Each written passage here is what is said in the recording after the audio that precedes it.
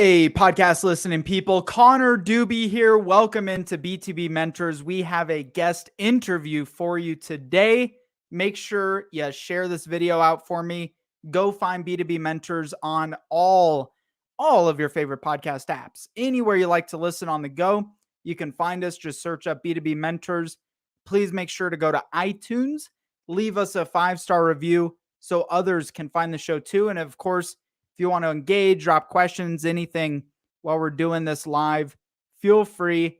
I have some tasty treats for you today with my friend Rev. Rev, I'm going to introduce you real quick. Read a little bit about Rev is a former New York City bar owner, knows exactly how hard it is to operate and brand a hospitality business, which is certainly is one of the most difficult businesses in the world. He is now a hospitality marketing consultant, customer and technology and evangelist at Branded Strategic Hospitality with more than 20 years experience in B2B digital marketing and business development. A lot of other great stuff we're going to dive into today, but start off, dude, Rev's struggling today. He's soldiering through the sickness to be here with us. So Connor, I'm excited to be here. I'm super grateful for you having me. Thank you so much. I'm really looking forward to this conversation. Yes, I am under the weather, but I got the Ricola. I got some hot tea. I got some nasal spray. I got all the things. Like, we're good. We're ready to go. Got the spicy ramen. You got the good vibes, and we're gonna have a good time. Help some people in the process. And Rev's not actually your name, is that correct? Rev is a pseudonym. Tell us about this disguised name you've got going on here. Sure. So my real name is David, and I do respond to David. So if somebody wants to call me David, I 100% respond to it. That is Rev's my name. Cooler. We're going to stick to Rev. In January of 1997, I discovered how easy it was to get ordained online. And it's way easier than you think it is. This is sort of like one of those like first internet meme type of things that oh, hey, look at this funny thing you can do on the internet. And I was like, I'm going to go do that. I'm going to go get ordained. And I'm going to call myself Reverend David J. Ciancio, the Maharaja of Metal. I was in the music business at the time. And I was like, I want to have this ridiculously long, silly title. And it was like, I was just going to go with it because I thought it was funny. So I started signing all my emails, Rev Dave Ciancio. I got my email address, Rev at, I put it on my checks, everything. And so I just started, Rev. People didn't realize that it was a title. People just thought it was my name. So people just started calling me Rev, and I just stuck with it. So it's Rev. It's ironic because what you do is you drive Rev, you drive business, you drive sales, but it didn't always start in that way for doing that for other companies. How did you get into the food world in the beginning? Well, it was a couple of different things. I used to be in the I used to be in the music business, and I was an artist manager. So I had a number of rock and roll bands that toured and whatnot, and I was in charge of all their business. And one day I woke up and I was like, man, I hate the music business. It was like, I have no more patience for musicians. I don't like listening to music anymore. It's harder and harder to make money. And I'm being a little bit dramatic, but I really was like, I am literally done with this. I walked into my office. I looked at my 2 employees and said, guys, I love you. It's over. Like, you're free to go. I'm closing up shop. Like, I'll pay you to the end of the week, but like, I'm sorry, it's done. And they were like, we're kind of feeling that. Like, all right, great. Called all my bands. And I was like, guys, I love you. It's been wonderful, amazing, transformative. I'm going to give you back all your contracts. I'll give you every like, you're free to go. Like, go get another manager. You want me to get it? Like, I'll help you find a new manager, whatever you want. I'm done. Click, turn off lights. And I was like, I want to go be in the hospitality business. Because at the time I was sick of dealing with musicians. What I didn't realize, Connor, is that chefs and restaurant owners are just about as difficult and stubborn as musicians. So they're artists. They're all artists in a way, right? But at the time I was like, well, you can't download a cheeseburger. So, but I make some jokes here, but the truth is actually, I still really do love music, and I love a lot of my musician friends and all those people. And I do love restaurants, but I just really I love hospitality. Like, I love the restaurant business. When I was a kid, I would get a good grade and my mom would take me out to eat, right? Or like my dad would get a promotion at work and we go out to eat, or like somebody would come visit us. And what do? We went out to eat. And so eating at restaurants to me growing up was always where we celebrated. It's where we spent time together. It was this is before iPhones, but phones down. It was where you spent time with people being happy. And so it's always resonated with me. And at the time I owned a bar in New York City, and I was like, I want to go full in. I just want to go be in that business. And I guess already sort of longest story short, we sold that bar at a loss about 6 years later, which is longer than a lot of people last in that business. No kidding. So what's the average? Like, how long do most people last when they launch a new restaurant? Most people say 3 years, especially in New York City. New York City's hard. New York City's really hard. But what I learned, like when we sold that business, I realized that like I'm not good at operations, I'm good at marketing. But I had all these other like restaurant and bar owners calling me and going, dude, you guys had like 15,000 people on your email list. You had like thousands of followers on social media. You had like a 4 point whatever on Yelp. Like you were the number one on every single list. Like, what happened? It's like, oh, we're bad at operations. Like, this wasn't our thing. You know what I mean? But I was like, oh, I have a skill set. I can help restaurateurs with their marketing. And I went full on from there. I dedicated myself to a career of helping basically restaurants of all shapes and sizes and service models to be better with marketing. Do you feel like if you launched a restaurant today, you'd be able to make it through like, did you eventually go on to acquire those operational skills? Well, surprise reveal, I opened a restaurant last week. On my show too? I'm honored. I announced it on Instagram this morning. Ah, shit. All right. Well, I felt special for 2 seconds. No, you're special. This is definitely special. But yes, some friends of mine that own a couple of really great gastropubs, and they're actually former clients of mine, excuse me, called me and said, hey, we want to bring you on to do marketing. I said, okay, well, this is what I usually charge for that. And they came back and said, well, what if we make you a partner? I was like, ooh, that's interesting. And, we worked out a deal or whatever. And we literally, haven't had our grand opening. We did friends and family literally last night. We had a soft opening last Thursday, but I'm now running a QSR right off of Bryant Park in New York City called Handcraft Burgers and Brews. Nice. Burgers and Brews. There you go, man.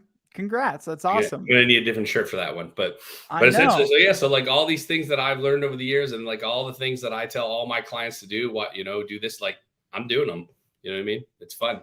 Back as a practitioner, where did the B2B sales and marketing, pivot? The podcast is really geared towards B2B businesses. So we're not here to teach people about starting a restaurant, although it's interesting. And it's one of the businesses that, God, I worked in restaurants from the ages of 13 to like maybe 19, and it is a tough business to be in. And so where did the B2B marketing skills come in, and you started applying that?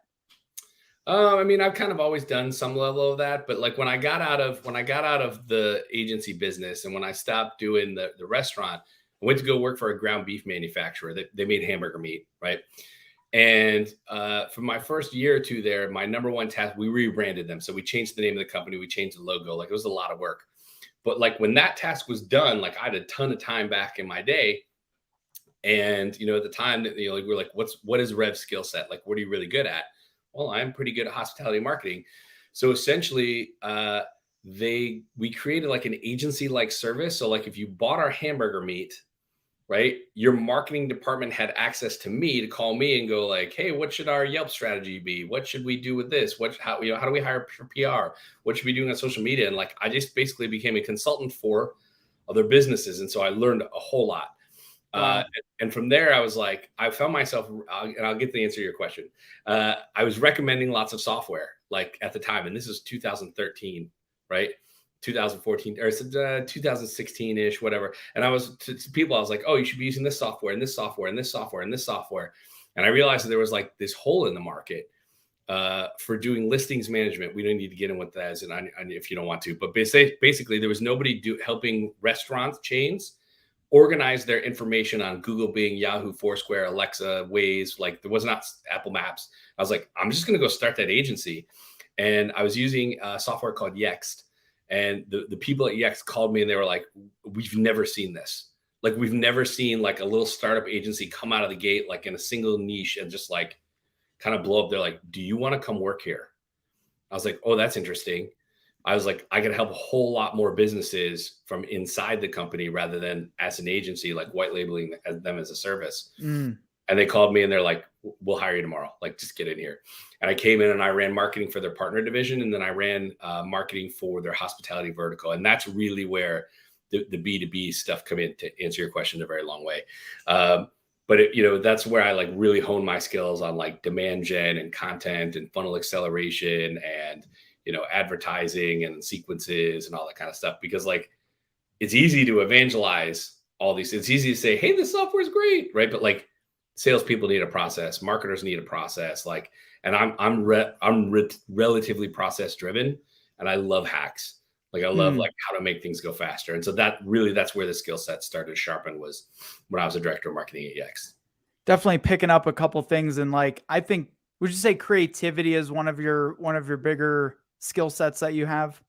I mean, I think it sounds a little like ego driven to be like, I'm super creative. You know what I mean? But like, I find, people tell me even how you worked out the deal at the burger place, like who would have thought of doing something like that? It's just a creative way to add extreme value to your customers. And then that led into this and led into that. And these are all areas. The second part is like, you're only sticking to the things that you're super passionate about.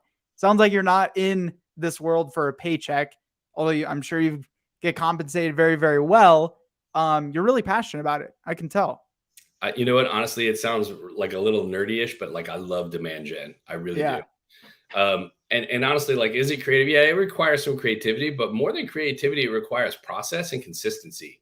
You know what I mean? And it's like, you could be the most creative person in the world, again, from a demand gen standpoint, but if it's not applied in a process like, or a consistent manner, I don't care how creative you are, right? But then again, if you have a process, but it's not creative, like it doesn't really thought out, again, you're going to have little results. So I think it takes both sides. And this is what I was really interested in diving into as well. At the end of the day, you could have the best damn product or service in the world, but if you can't get sales and you can't get pipeline, which is what leads to sales, right? You can't have sales if you don't have people in the pipeline.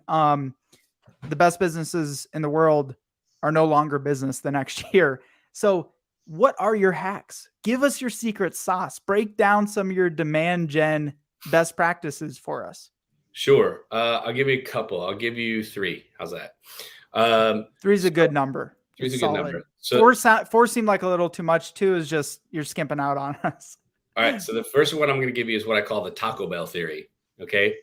So why does Taco Bell put an ad on football, buy a billboard, send out text messages, send out emails, update social, and send a menu to your front door? Why do they have like 6 or 7 channels in which they market? Because they know it takes 7 impressions to get you to eat a chalupa, right? And if all they did was update Instagram, update Instagram, update Instagram, update Instagram, it's a lot harder to make you feel surrounded by their message and make you go, man, I really want a chalupa, right? They know it has to be omnichannel, right? They know that if they hit you 7 ways, if they hit you 7 times in 7 different ways, the likelihood that you're going to buy the chalupa is way higher than if they hit you 7 times in the same channel. Does that make sense? Right? So how do we translate that to demand gen? If all you're doing is cold calls, or all you're doing is emails, or all you're doing is reaching out on LinkedIn, same thing. You have to phone call, right? You have to email, you have to social, you have to, by the way, I love adding a targeted ads campaign to a sales sequence. So if I got a list of people that I'm going to attack those companies, and I'm going to cold call them, I'm going to email them, and I'm going to reach on LinkedIn, and I'm going to send them an ad, I love that, right? And the other one, if you're doing account-based marketing, this is the move. You take all that, you know what the next channel you add in is? Fat mail. Do you know what fat mail is? Like lumpy mail, like packages? If I send you this in the mail, if that comes in the stack of all your mail, are you going to open it? 100%. Because who gets If I send you this in the mail, anymore? are you going to see it in a stack of other things? You know what I mean? I love, like, if you're doing ABM, fat mail is the clincher. You know what I mean? And so again, as a follow-up, after you have some initial awareness of the company, like you wouldn't just send fat mail as a cold initial, like you wouldn't start with fat mail is what I'm saying. Well, I said I was going to give you 3 tips, right? And so the first tip is be omnichannel in your approach, right? If you're going to go after a prospect or a client, use as many channels as you can to get them. And fat mail is one of those channels. Okay. Here's my second tip. If you don't know it, you probably do. But if your audiences don't, if you don't know what an Agoge sequence is, it's AGOGE. Go Google that. Go Google Agoge sequence. Spell it again. AGOGE. You'll find Sam Nelson. He's an incredible SDR leader, unbelievable thought leader. He created this thing called Nagoji sequence. And every single person I know that's used their own version of a Nagoji has gotten twice as many first-time meetings, right? Wow. It's an unbelievable sales sequence. And he'll teach you, use LinkedIn, use email. He subscribed to the same one. But I'm telling you, go read the Nagoji article and do exactly what it says. And use that as your roadmap. The first time you use it is not going to be incredible. It's going to be better than what you're doing, I guarantee. The fourth or fifth time you do an Nagoji, you will crush it. You will absolutely crush it. It's a type of sequence that you do through your omni-channel approach. Correct. So use an omni-channel approach, apply a Nagoji sequence. Those are my 2 tips. All right, you ready for number 3? Bring it. Drop it. Man, I love case studies, right? I think case studies are incredible. Put me, the prospect, in the position of a win. Make me see what it's like to have my life changed by whatever it is you're selling, right? Now, here's my tip.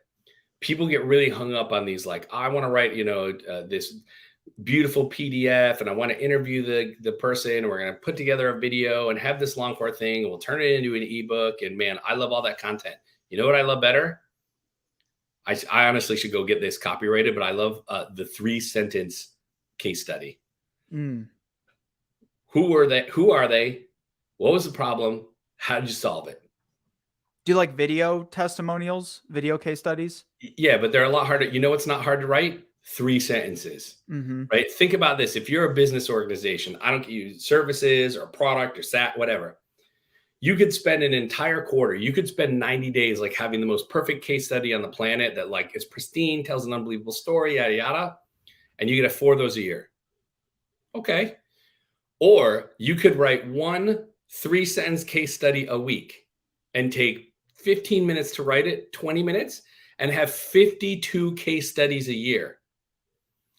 Do you know what people read? Snackable content. A 3-sentence case study is great on social. A 3-sentence case study is great in an elevator pitch. A 3-sentence case study is great in cold emails. A 3-sentence case study will do more for your business than the most beautifully, wonderfully written, overproduced case study. And I'm not against those. 4-page, downloadable. They are great. And I recommend them. Yeah.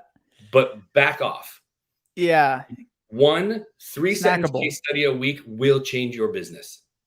It's true. I mean, we've experienced since we've started marketing using our clients much more. It's really helped to improve our own processes, and it's hard to do too. Like, do you a lot of people struggle to get their clients to agree to do, even if their clients love them, like them, but just getting the time. Like, do you need your clients to do it for you, or you yourself as a business just write out the case study? What's happened? What was their former state? And what's happening now? Yeah. If you don't want to go through the trouble of asking your clients, just anonymize it. Like I'm in the hospitality software business, right? So I help hospitality tech. So we would just anonymize it. A 4-location casual dining brand based in New York City was looking to XYZ. Like, I don't need to tell you who that was. Like, you already now can see it. You're like, oh, 4-location casual dining based in New York City. Cool. Got it. Whether you know the name of that business or not doesn't change how you feel once you're in the motion. You know what I mean? The omnichannel stuff is overwhelms a lot of people, and I want to dive into that. But when I was in college, paying my way, I was doing door-to-door sales for Renewal by Andersen windows, and I noticed I'd go to somebody's door, which they're always so happy you're interrupting their dinner and they're hanging out with their kids and whatever. It's like, oh my God, dude, what are you doing here? And I started noticing that people would set up an appointment, and what they'd express before that happened is, you know what? My wife and I were at the Home and Garden show last week, and we actually saw you guys. And I saw your commercial on TV this morning, and I got your damn flyer in the mail, and you sent me 3 emails this week. I know you, and you're like the 6th mother effer that's been to my door in the last, 2 weeks. And they'd be like, all right, fine, let's set up an appointment and get a quote. So it's powerful. A lot of marketers get overwhelmed with doing it, especially in the digital world. There's so much noise. How do you avoid the overwhelm of thinking I got to be everywhere in all places at all times. And do one thing at a time. You know what I mean? Go research a Goji sequence. It will give you the roadmap. When you see that and you take the half hour it takes to digest that, you're going to go, oh my God, I now have a roadmap. Follow step 1, follow step 2, follow step 3. Like when you go read the article, he even has templates for the email. So like, just use that. That's step 1. Step 1 is go read Sam Nelson's Goji sequence and then do what he says. That's step 1. You will get so much further with just that. Yeah. Those of you listening, by the way, I don't know what this is. I'm going to go research it once we hop off of here. And then I guarantee you I'm going to find a way to implement it. Speed of implementation. That's what it's all about. You get a little piece of data, listen to your mentors. Yeah, I'll tell you a fun story. So I was the CMO of a company called Single Platform. And before I was the CMO, I was just a consultant. they brought me in and made me full time. But I got brought on 10 days before the biggest conference in the industry. And the guy who was running marketing quit. And the CEO came over to me and he's like, you're in charge. And I was like, I'm like an hourly consultant. He's like, I don't care. He's like, we're spending $50,000 on this thing. Like I can't afford to lose. Like, you're the executive, you're in charge, you go. Okay. I mean, how much prep can you do in 10 days? Right. Like long, anyway, we did that one. We generated like $1,000 or whatever revenue. It was like a massive miss. Massive. I was a consultant. Like, I wasn't prepared for this. So a month or two goes by. I'm still consulting, right? There's another conference coming up and they're like, hey, can you lead this one? And I was like, okay. But like, again, my duty is X or Y or whatever. Okay. We go, Connor, no joke, 0 sales. We did 127 leads. We swiped 127 badges and we came back. It's the sales team's initiative now. You were there. You collected the data. Like, go call the people and sell the thing. That's your job, right? Yeah. I had pens on the table. We had a nice backdrop. I got us there. I set up meetings. Like, sales teams got closed now. 0 closes. So the CEO comes to me again. He's like, hey, we're doing this thing in September. Now, again, I was still a consultant. And he was like, I want you to lead it. And I actually told him no. I was like, I'm not going to go do that. And he goes, why? I was like, we just spent like 75 grand on these 2 shows, right? To prove that we're bad at shows, right? And again, I'm a consultant. I'm an hourly consultant. I got 1,000 things I'm running. And at the time, there was nobody in the marketing department. So I'm the person running the marketing department as an hourly consultant for a $44 million ARR company, like not a small company, big, right? I was like, I got 600 priorities. Like, you're telling me that I got to go put my head down for 8 weeks and like, this is the number 1 priority. And he was like, yeah. I go, I wouldn't do it. And he's like, well, we spent the money, figured out. I said, okay, here's the deal. I'm going to do this my way. Okay. I'm going to come in. I'm going to set up the system. I'm going to run it my way. I'm going to run my playbook and I'm going to tell sales what to do. Okay. And everybody is going to do exactly what I tell them to do without questioning me, unless I make a suggestion that doesn't make sense. But there's going to be no questions. And you are not allowed to ask me for the results until it is over. I said, if at the end of that process, you are unhappy with my performance, you can decide whether I'm the consultant here or not anymore. And if it is better, then you will offer me a full-time job. And he went, okay. I ran an Goji sequence. How'd you find out about this? I was at a conference where Sam was speaking. Okay. But they'd never run a sequence. They would just basically do like the shuffle follow up. I had 2 reps. We generated 112 leads. The conference ended on a Thursday night. On Friday morning, they were back at their desk, and those 2 reps were not allowed to do anything. I didn't want them to go to the bathroom. I'm being dramatic there, but the point was like they couldn't take another phone call. They couldn't be peeing in cups around the desk until they did their Goji tasks for that day and those leads. It wasn't that many. It was like 60 leads each. Like, they could do it. Yeah. Connor, the results, their meeting creation rate was 3 times higher than our best SDR. Their meeting hold rate was 500 times better than our best SDR. Their close rate was 2 times higher than our top salespeople. The head of sales and the CEO came up to me and they were like, what did you just do? And I was like, oh, it's an Goji sequence. Go read what Sam. And we literally changed the entire sales process there. Like, wow. How much cash did that generate? from the sales? Do you remember? I don't, but I mean, we did something like, you know, $4,000 in the first 12 days, which is not that much, but in ARR, it like paid for the event like 4 times over. Yeah, absolutely. Man, I'm gonna go jump on this because I've never heard about it before. I mean, dude, that's the beauty of this. This is my point, guys, in doing this podcast. Like, go freaking talk to people, build relationships with guys like Rev. It's that one little golden nugget of information that can freaking revolutionize everything that you're doing. Yeah, I'm not a genius, Connor. I just been playing the game long enough that I've seen a lot of tricks. You know what I mean? And I'm pretty good at going, ooh, that's pretty good. Let's try that. You know what I mean? Yeah. So you're a fan of webinars also, correct? And is that part of the Agoji sequence, like having webinars? I'm actually hosting one in 11 minutes. Oh, okay. All right. Thanks for the heads up. I love webinars. Webinars are an incredible middle to bottom of funnel tool, right? And if you can build up trust with an audience and you can teach them something, they will take a phone call.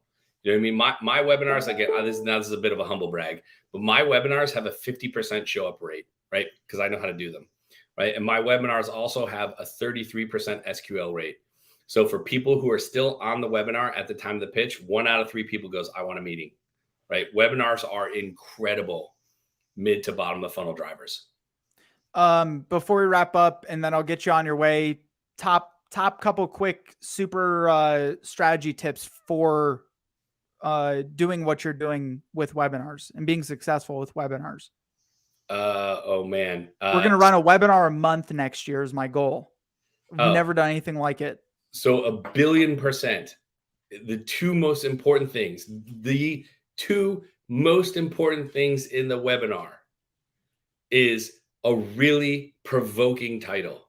Title is 50% of the battle, right? And most people I try to have my webinars be called exactly what it is. I did a webinar yesterday and it was called, one second, the 1-2 combo for driving the first 5 visits.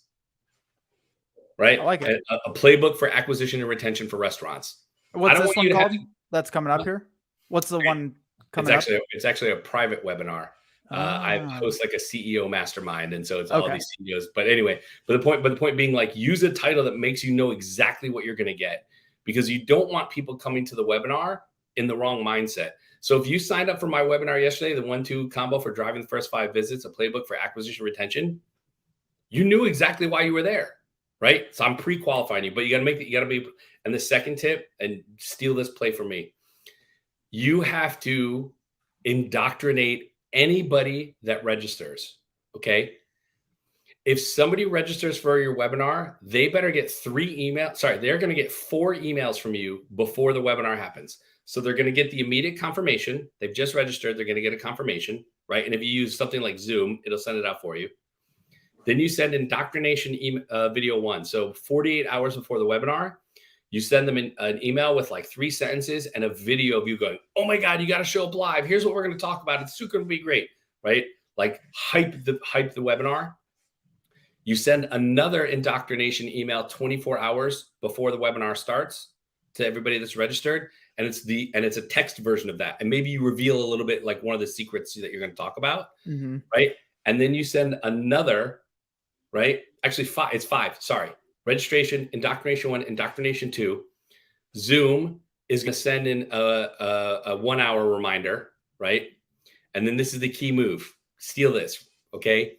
If you're using something like Zoom, 5 minutes before the webinar begins, go change the title of the webinar to asterisk, starting now, all caps, exclamation, asterisk, and then the rest of the name of the webinar.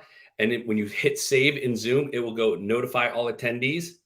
Yes, bang, and Zoom will zap everybody, and they get a notification right now, and they see that it's starting. Oh, I want to get out of here. That's the one an hour before, or that's that one's 5 minutes before. Huh. And this is all set up through Zoom webinars. No, so Zoom will send the confirmation. They'll send email 1. Zoom will send 1 hour before. That's just standard Zoom. Changing the title of the webinar to, starting now, 5 minutes before the webinar starts, we'll send them another one. But it changes it too. And then, if you change the title, it'll auto send it. Oh, Genius, dude. This is phenomenal. I'm going to apply this. I'm going to apply this stuff. So, I can't thank you enough. I know you got to hop here. What is, anything else you want to wrap up with before we jump? Always put cheese underneath the patty of your hamburger. I don't know about that. I got two good reasons for this. Sounds like some crazy stuff, man. Number one, everybody likes cheese on their burger. Get the taste closer to your tongue, right? Number one. Number two, and more importantly, it protects bun integrity, right? You get a nice big juicy patty of beef. You don't want to ruin that bun. You don't want a sloppy mess. Put the cheese down there to seal in the juices. Underneath there. Great, man. Just chock full of tips here. Dude, I can't thank you enough. You are welcome on this podcast anytime. And I hope that we do a webinar together someday because it will be an absolute blast. I love webinars. Yep, let's do it. So best way for people to find you, follow you, and get into contact with you. I'm the same screen name on every single social platform. I'm at Rev CNCO. Most people are like, I don't know how to spell that.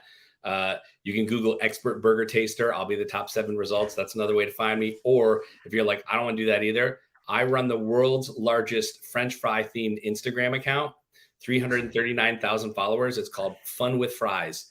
If you go there in the bio, you can get to Rev CNCO. And put your damn cheese on the bottom of the burger.